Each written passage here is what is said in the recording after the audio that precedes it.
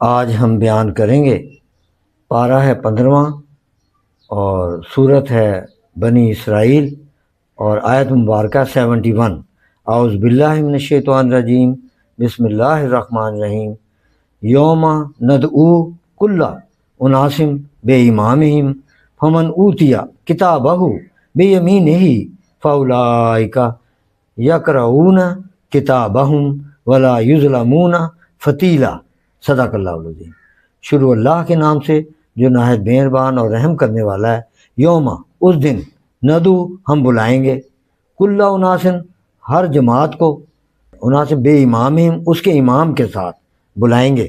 فمن اوتیا کتابہ بیمینہ، کتابہ اپنا مال نامہ، بیمینہ اپنے دائیں ہاتھ میں رکھے گا۔ فاولئک یقرؤون کتابہم، تو وہی لوگ اپنا نامہ پڑھیں گے۔ ولا یظلمون فتیلا، اور وہ اپنا نامہ پڑھیں گے اور تاگے بھر ان کا حق نہ دبایا جائے گا۔ یہ قیامت کے بارے میں اللہ تعالیٰ نے ذکر کیا ہے۔ اس میں جس کا وہ دنیا میں اتباع کرتا تھا، یعنی جس کا بھی شیطان اگر اس کا امام ہے تو اس کا، اور اگر رحمان کے ماننے والے مثلا مولا کائنات شیر خدا ان کا گھرانہ جنہیں اللہ نے امامت دی، آقا صلی اللہ علیہ وسلم فرمایا جس کا میں مولا اس کا علی مولا، امامت انہی کے پاس ہے۔ قیامت تک حضرت امام مہدی علیہ السلام بھی انہی میں سے آئیں گے، انہی کی آل پاک میں سے۔ حضرت ابن عباس رضی اللہ عنہ نے فرمایا اس سے امام زمان مراد ہے، جس کی دعوت پر دنیا میں لوگ چلے، خواہ اس نے حق کی دعوت کی ہو یا باطل کی۔ حاصل یہ ہے کہ ہر قوم اپنے سردار کے پاس جمع ہوگی جس کے حکم پر دنیا چلتی ہے، اور انہیں اسی کے نام سے پکارا جائے گا۔ قرآن مجید میں لکھا ہے، اللہ تعالیٰ کا ارشاد ہے، اس میں شک کرنے والا کافر ہے۔ فرمایا اے فلاں کے متبعین، اے فلاں کے جو جس کا اتباع کرتا ہوگا۔ اسی طرح نیک لوگ جو دنیا میں صاحب بصیرت تھے اور راہ راست پر رہے، ان کو ان کا نامہ اعمال داہنے ہاتھ میں دیا جائے گا، اور وہ اس میں نیکیاں اور طاعتیں دیکھیں گے تو اس کو ذوق و شوق سے پڑھیں گے، اور جو بدبخت ہیں، کفار ہیں، ان کے نامہ اعمال بائیں ہاتھ میں دیے جائیں گے کہ وہ انہیں دیکھ کر شرمندہ ہوں گے کہ وہ آل پاک کو، جو حضور صلی اللہ علیہ وسلم کی آل پاک ہیں، ان کی کیسی بے ادبی کرتا رہا، کیسے ان کے اگینسٹ چلتا رہا۔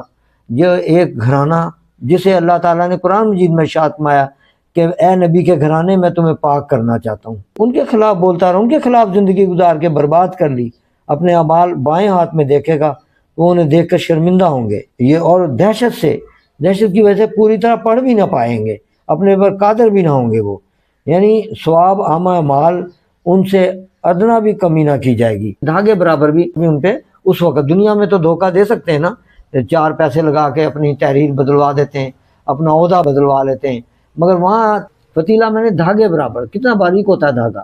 ولا یظلمون فتیلہ، اور ان پر دھاگے برابر بھی ان پر ظلم نہ ہوگا، یعنی جو حق ہے جس کا اسی کو دیا جائے گا۔ حدیث مبارک ہے، حضرت زید بن ارقم رضی اللہ تعالیٰ نے حضور صلی اللہ علیہ وسلم کے ارشاد کو فرمایا میں تم میں 2 بھاری چیزیں چھوڑنے والا ہوں، ان میں سے ایک اللہ کی کتاب یعنی قرآن مجید جس میں ہدایت اور نور ہے، سو تم اس اللہ کی کتاب کو پکڑ لو اور مضبوطی سے تھام لو، اور دوسری بھاری چیز میرے اہل بیت ہیں، میں تم کو اپنے اہل بیت کے متعلق اللہ کی یاد دلاتا ہوں۔ یہ اہل بیت وہ ہیں جن پر صدقہ حرام ہے۔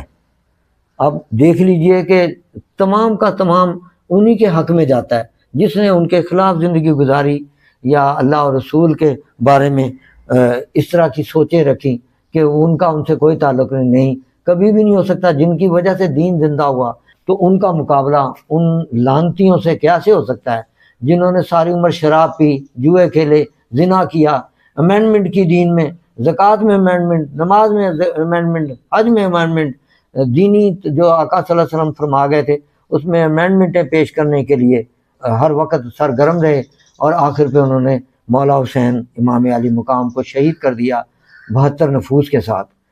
وآخر دعوانا الحمدللہ رب العالمین والصلاۃ والسلام علیک یا خاتم النبیین۔ صدق اللہ۔